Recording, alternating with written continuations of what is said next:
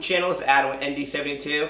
So today we're back with my E55. So some of you guys might have remembered I bought this car roughly 2 years ago, right when COVID hit and all that stuff.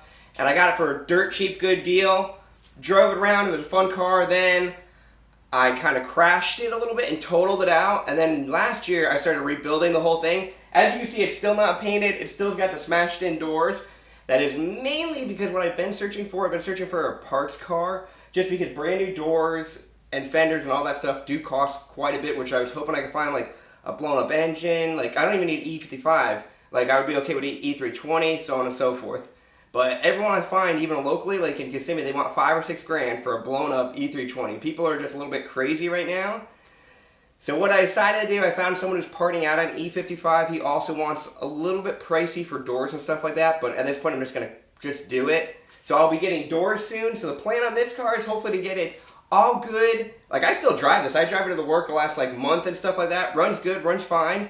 But I want it to all look nice roughly by August 1st. So I got 2 months roughly. And also what we're going to do, we're going to fix some issues and add some cool stuff that I always had. So this car came with the 77mm clutch style pulley from Vtech. It was one of their kits. There's a lot of Vtech parts on here. That's cool and all that stuff, but I always wanted, because I hate the harsh engagement, I wanted a fixed style. So what I did, just because these were cheap as heck right now, I got a 77mm fixed pulley, and it came from, I think it's a UPD. They sent it to me. I'll put a link down below. They give you directions and all that stuff. Then also, what I don't know if I need, it comes with a little resistor to put in there, so I'm going to check with Vtech, see if I need it or if he just tunes it out. And then also I went with, I know a couple people do gauges in a different way, but I don't have an air-fuel ratio gauge on this. And I feel like a lot of boosted cars, you should have that. So a cool design that I saw a lot of people do is they got the little vent gauge. So I got one of these from VRP, and then also they gave me a really good deal on, I think they call it like a data logging kit, where I got the AEM gauge and the whole kit that comes with AEM, and then they sent me a little dongle. But this literally is for Android phones. I don't have an Android, so I'll probably just give that or throw it away. But they gave it to me at a really good price, and they had it on the shelf. That was a big thing. When I was looking for the gauges, everyone was like 2 or 3 weeks out. VRP said they had one on the shelf. They sent it right over to me. It came in like 2 days. So I'll put a link below for them. And this little thing, it was like 40 bucks. I'm going to see how good it looks. We're going to try to install it today. We'll see how it feels. So today what we're going to be doing is a 77mm fixed pulley. So this should drop some weight. This should give me basically power instantly, and I don't have to ever worry about blowing up my clutch or this bearing going out or anything like that. I just like these. Some people are on and off the fence, but on my SLK, I got a clutch delete full one, and I love that thing. And eventually I will be going up in a boost. So we got that for now. We'll install that. We'll install the gauge, and then we'll try to take the car for a test drive. So I've done a lot of these AEM gauges. I like them a lot. Like, I think they're pretty accurate. And they read below 10 air-fuel ratio, which is really good. A lot of gauges I saw only go up to 10 below. This goes to 8 to 20. So that's good. And also, I like having them line of sight. That's why I think this vent one will be pretty cool. I mean, my interior is not the best, but I think it's okay. So I don't think this is going to make it look too cheesy. I know a couple people put them like up here or up here. Or even in my other cars, I have a mount right here for the SLK. I'm a big fan of having it in line of sight. Like right there, I could easily see. So if I ever start going lean or anything crazy, I could pull out of a pool easily. So we're going to hope that this piece should fit. I don't know which way it goes. I'm going to have to look at it. Yeah, it probably goes right like there. We're going to remove this and see if we can start wiring it up. All right, we're going to start doing the gauge. So first you got to pop this off. It just comes off pretty easily. So if you see there's little clips in the back, it rolls in there. And then just pry from here, and then you got to pop this off. It comes off pretty easily also. It's just, that one actually came off way too easy. I thought I was going to actually put a lot more strength. These little pins, they go right into this hole. You might want to get a trim remover tool. I actually was going to. I didn't think this was going to come off that easy. That literally just popped off way too easy. So, and someone might have done AC work on this car before, and that's why it was loose. And then also, you're going to have to remove these Torx. I'm pretty sure they're T25s. And we're going to start removing all 3 of them. Maybe you got to do 3. I'm going to double check all remove, and I'll tell you if I do or do not. We're going to remove those and then keep going. So you're going to remove these 3. They're T25s, and you can see I don't use guns on interior pieces because I don't want to crack. But you can see it literally like right when I start loosening it, they're coming right out. So I'm going to put the camera down and keep knocking them out. Okay, 100% someone's been here before. Because as I'm taking these out, that's another one you got to get to. And mine's broken off. Like literally once I did these 2 bolts only, this whole thing just fell out of my hand. So not the best sign. But I mean, it's not a brand new car. So now we get to see all this. That part just slides right out. And then we got a little plug. I don't know if I can try. I don't know if the camera's going to see the plug. So just undo the plug right there. All right, so now this part, one thing that I did kind of realize is it looks like once you break these out, because you got to break these fins out, I don't really think you could put them back in. So just be mindful of that. But these should be, I don't know, relatively cheap at a junkyard or off eBay if you decide you don't like this whole style. But we're going to start snapping these out. So I might have to put the camera down to do it. I'm going to try to do it with the camera in front of me. So let me see. Looks like I could just start snapping these vents out from over here. Ah! Alright, one word of advice. I don't know if you can even see because I accidentally broke it. So there's like a little strap that goes vertical on the sides that the little arm thing will pivot on. Break that one off first. Then start snapping all these. And then as you can see, it's coming out pretty clean. And now you gotta do the same thing. Knock all these fins out for this one. Now for this one, dikes might be easier or needle nose, but these this is literally falling apart. I almost could pop these out with these with my finger. Oh, there goes that one went flying. So now this is all nice and cleaned out in there. Alright, so now you got all the fins broken. You're going to start with this side, and you see these, make sure all these teeny holes are really cleaned out. I mean, make sure there's no debris in each of them. So I don't know if it'll pick it up on camera, but in human form, you can see it pretty good. Because then these, come on, let me get a good angle. Ah, yeah. You see right there how they have a little nub? They go in. So the way I was figuring to do it is through the back. You might be able to do it through the front, but I'm going to put it through the back. So it looks like it's a pretty effing tight fit, so I'm really going to have to like finagle this. So I'm going to start finagling it, and I'll show you when I'm done. Okay, this one really did kick my butt. It took like 30 minutes for me to get it in. So what I found out, which maybe I'll contact VRP or not. So my fin on this one, the tab was bent all the way up. So I didn't notice it until I started putting it in, so I had to sit there and bend it back and trim it down. I mean, it's in there pretty solid. Also, what I would recommend, I mean, I don't know who came up with the design of this or anything like that. That doesn't really matter for me. VRP had it for a good price and in stock. But me personally, it was like $40 for this piece. If they would charge a little bit more and just make this whole piece, I would like that so much better. Because that would save me just time and install. And they could offer both options. Either sell this one for, I'm just going to say $40.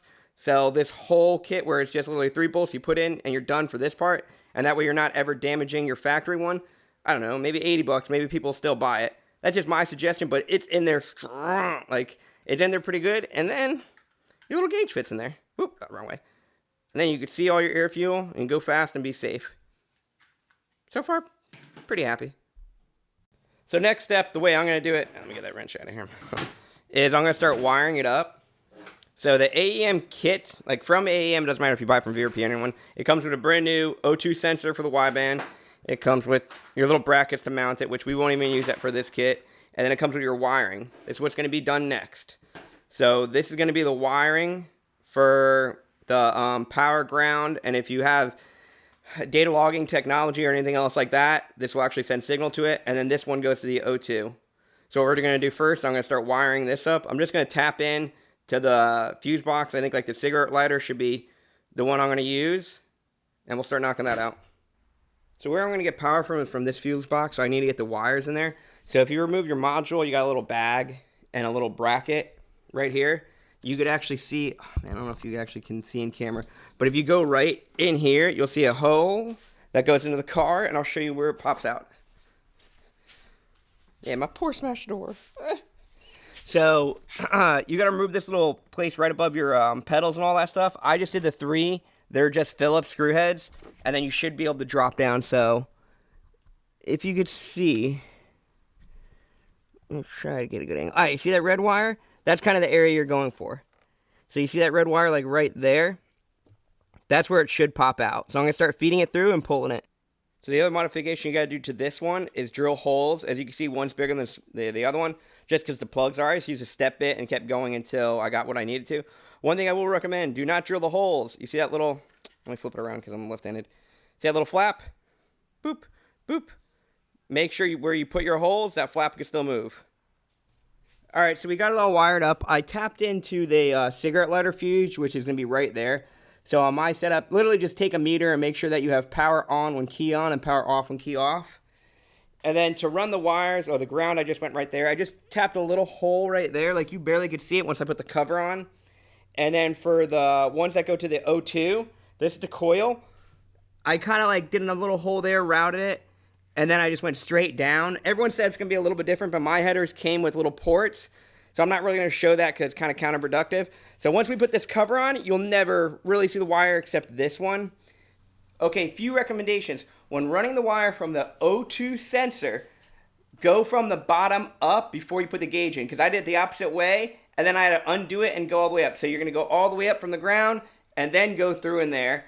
And then also when you're doing the clips on that little module, just go from forward to back. I'll show you really quick what I'm talking about. This is the module I'm talking about, so go forward and back when you're undoing the clips. And then all this should be basically hidden. I mean, you're going to see this. This is where I left my extra wire because I didn't want to leave it under the car in case someone snagged it, so I just rolled it up over there. Other people might not have this much extra wire. Depends where you put your bung to get the O2 in there for the wideband. But I'm going to button it all up, clean up, and then we'll see how it goes. So here it is with the cover on. You see almost nothing. Looking pretty clean. And then inside, also looking pretty clean. I do like. All right, so next up what we're going to do is install our 77 millimeter fixed pulley. So we should get a nice little whine out of this bad boy. And it should make the car a lot more fun and maybe a little bit more zippy. I don't know if I'm going to actually get any more power out of it, but also what I did, so I talked to Vtech. He's sending me a new tune. He actually already sent it. So I might get a little bit more power out of that new tune he sent me, just revived and all that stuff. So let's see. Let's start knocking this out and putting this in. So I've done these pulleys a few ways. One way I've always done it is just remove all this stuff and then you get into there. But the directions for the pulley actually say, and I never even thought about it, it's not that bad of an idea, is to remove the motor mounts from underneath and lift the engine about 2 or 3 inches. So I'm going to try that because the motor mounts underneath should just be 13s and then just lift, and then I should be able to lift it up with a jack. So maybe I'll do it that way. I'm going to look around first. All right, so the motor mount bolts are right there. Wait, where's my finger? There.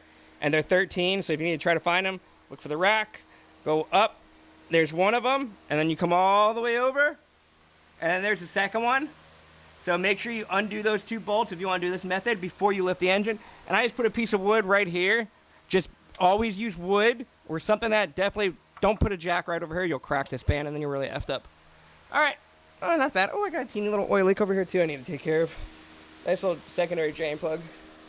All right, so I did undo the bottom motor mounts. They're 213s. I'll show you what they look like at the end because I just want to test this. And it gives you, like, basically enough room to do it. Just be very careful. So I already undid the belt. So I undid the belt with my tensioner. And now I'm going to pull this off. I'm going to get a socket, try to whiz it off with an impact. That should make it a lot easier than have to brace the pulley and do all that stuff. So let's keep going. Yeah, so this trick kind of works. I also put this up here. It's a little, like, oil filter wrench, the little rubber ones, just to hold it just in case. The bolt came out relatively easily. Then the cap. Let me put this on the table. I don't want to drop anything. That over there, and then this pulley. I might. Oh, all right. That slid right off.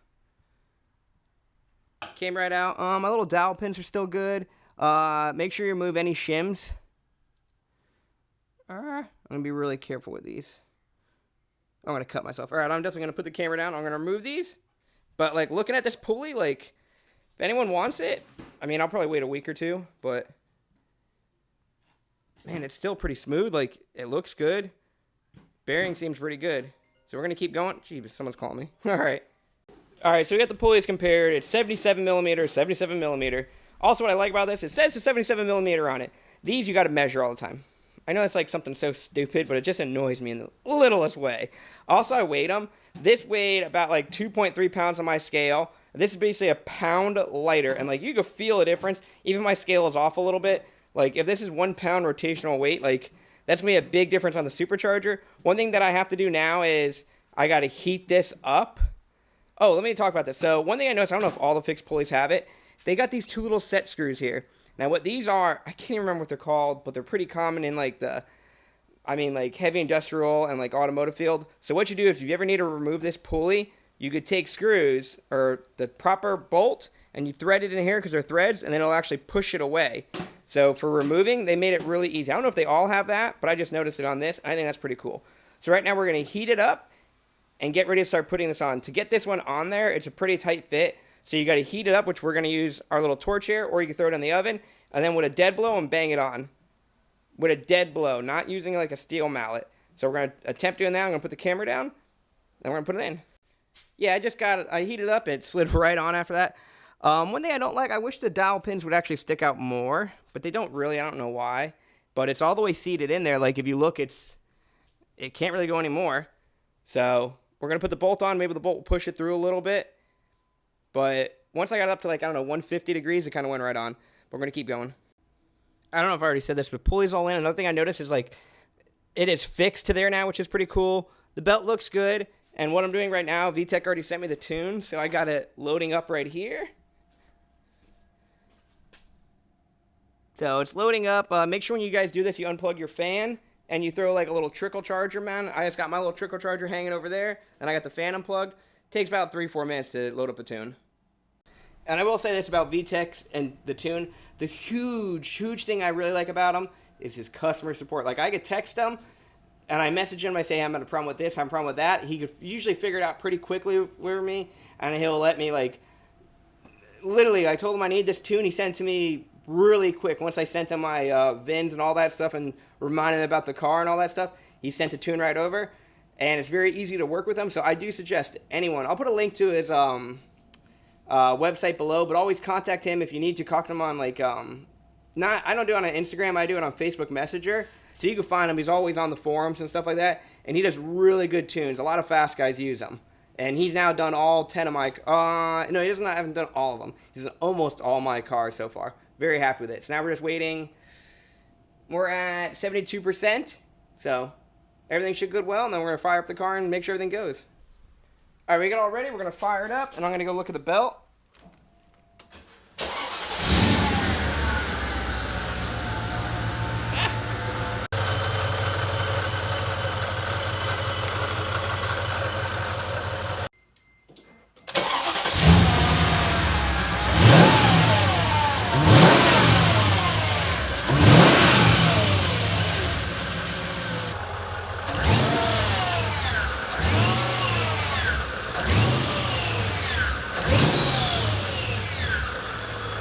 I don't know if that was just me, but it definitely, I heard a lot more whining, so I think it sounds a lot cooler.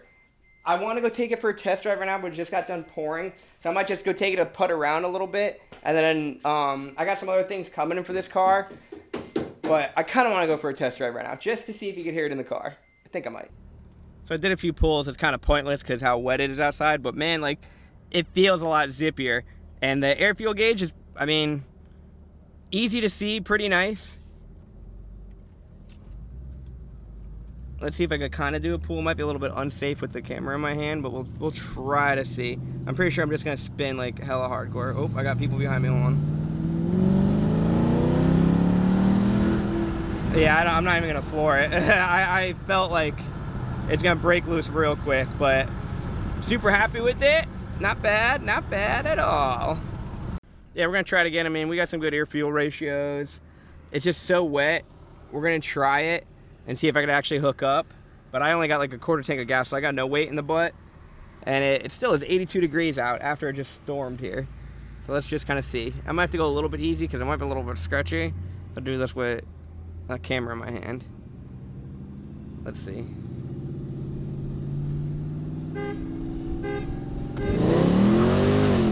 Yep.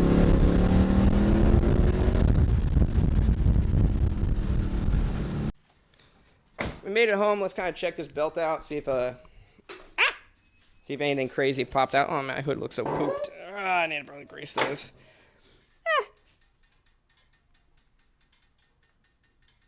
Everything looks to be good. Nothing looked like it slipped or came off or anything like that. No weird belt wear. Pretty happy. So pretty happy with the car at the end of the day. Vtech came in clutch. I don't know if he gave me a little bit of more sauce in the tune or something like that, but the car does feel a lot quicker. But granted, we were in the rain and all that stuff, but it feels a lot more zippy, like low end, like you feel the power like almost instantly now. So I'm super happy with it. I don't ever have that, I didn't have any of that harsh engagement. Like I used to have pretty bad harsh engagement on this. I don't have any of that anymore, so super stoked about that. I never have to worry about the bearing blowing out or anything like that, so I'm pretty happy with it.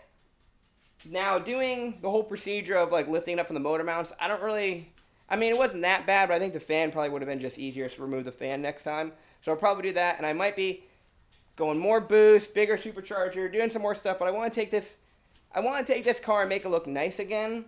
Because right now with that like weird fender, where is that fender, the door smashed in, so I'm going to start looking for parts and start seeing how much it is to get a car painted, and then go from there. But I hope you guys liked the video. Make sure you guys hit like and subscribe. Throw a comment down. If you got any other questions, like throw me a comment down here, or contact me on Instagram at BuffyCLK500. And make sure you guys subscribe to the channel, you know, trying to grow. And anything else you guys kind of want to see, tell me. And I got plenty of cars, plenty of Mercedes. If you want to know how to do this, that, I'll try to throw it in the video. And thanks, guys. See you later.